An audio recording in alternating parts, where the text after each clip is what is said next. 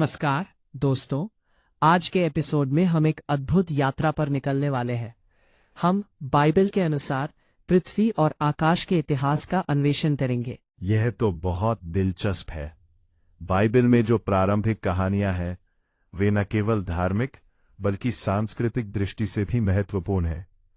तो चलो पहले उस समय की बात करते हैं जब पृथ्वी पर कोई पेड़ पौधा नहीं था। बिल्कुल। तब यहोवा ने पृथ्वी से धूल उठाई और मनुष्य को बनाया। क्या आपको लगता है कि ये कहानी हमें आज के जीवन में कुछ सिखा सकती है?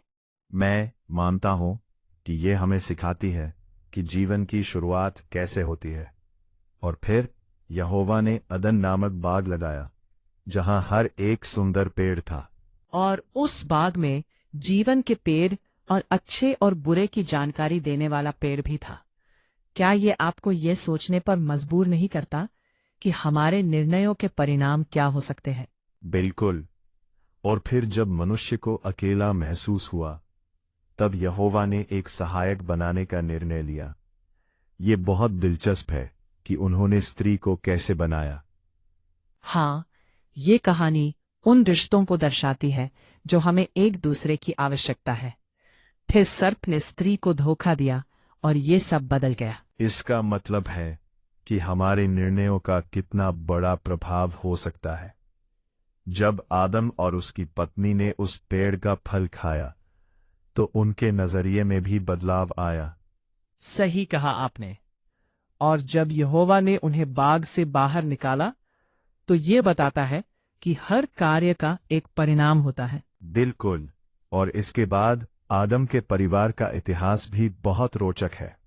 ये हमें ये भी दिखाता है कि मानवता कैसे विकसित हुई।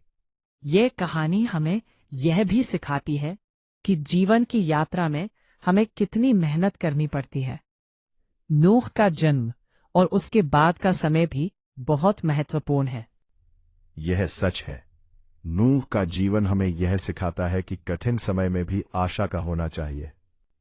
तो आज की चर्चा से हमें क्या सीखने को मिला? क्या आप कुछ साझा करना चाहेंगे? मैं ये कहना चाहूंगा कि हमारे निर्णय हमारे जीवन को आकार देते हैं। हमें अपने कार्यों का ध्यान रखना चाहिए। बिल्कुल सही। धन्यवाद दोस्तों, हमारे साथ आज जुड़ने के लिए। हम अगले एपिसोड में फिर से मिलेंगे।